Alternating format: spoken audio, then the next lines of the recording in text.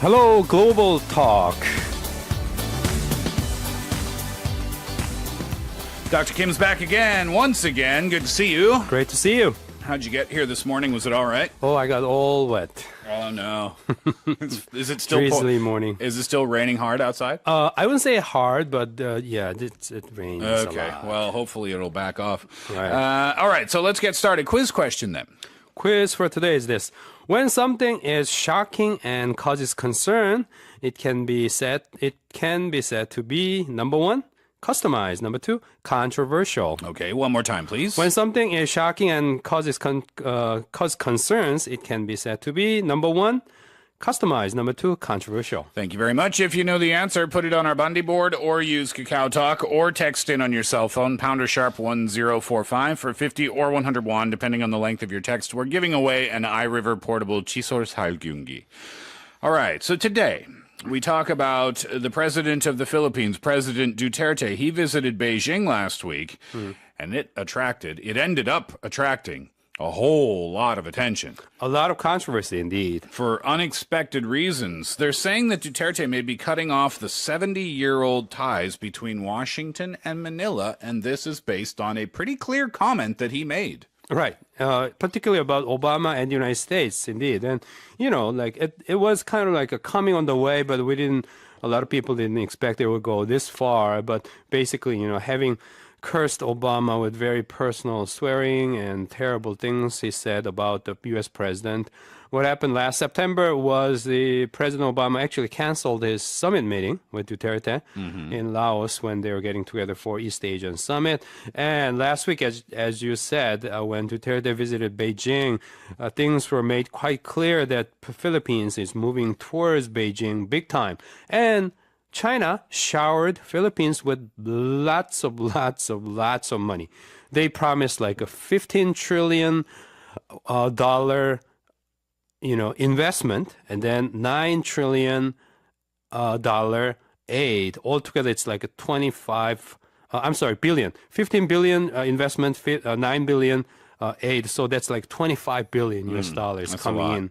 And that's a lot of money. And together with that, in response to the Chinese hospitality, Duterte said a lot of interesting things. And on the second day of his visit, last Wednesday, he said clearly, and he said it very, very clear manner, it's time to say goodbye to the United States. So that caused a lot of concern. A lot of people are talking big time about it. And interestingly, when the summit meeting was wrapped up with Xi Jinping, in the statement, there's no mention about the disputed territories because, remember, it was Philippines that brought the case to the International Court. And a few months ago, we talked about it, right? About the International Court coming up with a ruling on the side of Philippines. But there's no mention about territorial tensions, but all nice things and friendly things between Manila and Beijing. So it was a very interesting thing that we were watching last week. So how do we explain then the animosity towards the United States? Is it inspired by the money that is being given to the Philippines, or is it genuine? I think money comes as a secondary. The original trigger, a lot of people believe, was the U.S. reaction to the Duterte's handling of the drug criminals. You're right. Right? I mean, when he was in charge of enforcement, he allegedly, let the criminals get shot and killed, many of them on the street. And after becoming president, same thing is going on. And the United States stood up and said, look, this is human rights violation. A lot of people are being killed without good enough reason. And this needs to be stopped. And that really made Duterte mad. And he began saying all these terrible things about the United States and Obama. And a lot of people believe that was the trigger. But the thing is, if you look back further in the history of Duterte's personal history, there are stories about how his visa was rejected several times when he was young, when he wanted to travel to the United States. And he has repeatedly mentioned Americans can come to Philippines without a visa, but Filipinos, when we want to visit the United States, we have to get in line and go through this very difficult process of getting a visa. That made him mad several times. And also, his homeland, Mindanao Island, is an island that has actually maintained like virtual independence. I mean, when the Spanish ruled the country, Philippines, 2 centuries ago, Mindanao Island was one part that the Spanish didn't really have a full control. Okay. And the Americans came in, right, at the end of 19th century and the beginning of 20th century. And it made, the people in that island very resentful about U.S. occupation. And he's coming from that island. So there is a history, like a national history plus his personal history plus his political agenda all mixed up together, causing this big mix-up or confusion here. So the list of reasons may be quite long then. Right, indeed. All right. So now what about Japan's Prime Minister Shinzo Abe seems to be moving fast to try to, I don't know, fill the gap, if that's the right expression, or to mend the situation between Washington and Manila? Mending fences would be too much of an ambitious agenda, I think, a description of it. But maybe, if there's a fissure that's happening between Washington and Manila, maybe Japan is coming in to fill it in a way. Abe is kind of excited the way we see it. He's announcing all these interesting things about, how Japan is going to help Philippines with Duterte's visit. Actually, today, Duterte is visiting Japan today for the next 3 days, and Japanese government has already announced all these exciting things about how Japan is going to help the Philippines. Japan has announced in won terms like 55 billion won. Remember, I was mentioning several $billion, right? 1,000 times more. But here, Japan is mentioning 55 billion won new aid and all that kind of stuff.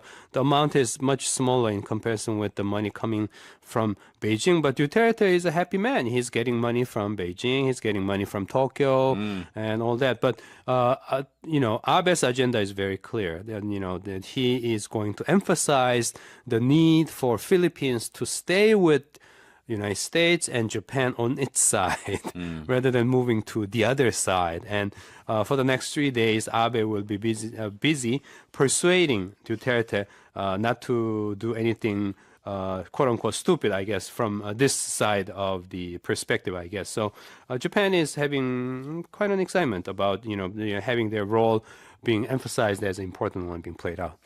We're going to listen to a song before we chat about this more, but before that, could you give us your quiz question one more time, please, Dr. Kim? Quiz question today is this: when something is shocking and causes concern, it can be said to be, number 1, customized, number 2, controversial. Yes, and again, you can use our Bundy board or use Kakao Talk or text in on your cell phone, pounder sharp 1045 for 50 or 101, depending on the length of your text, for a chance to win an iRiver portable Chisol Salgyungi.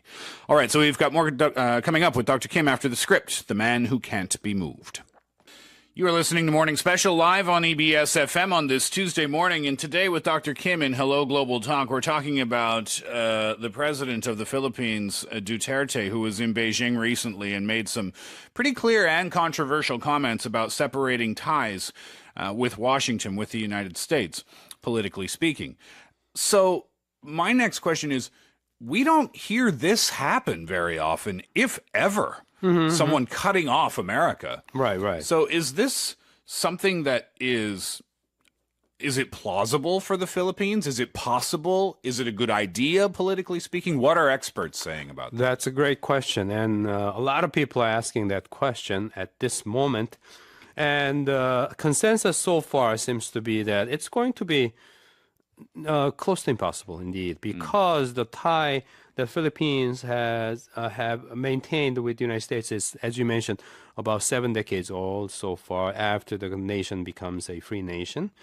And they're saying maybe it's Duterte's way of kind of like a balancing act, because they don't want to be completely on the United States side and being seen having no control over what the United States government would say about their human rights situation in Philippines.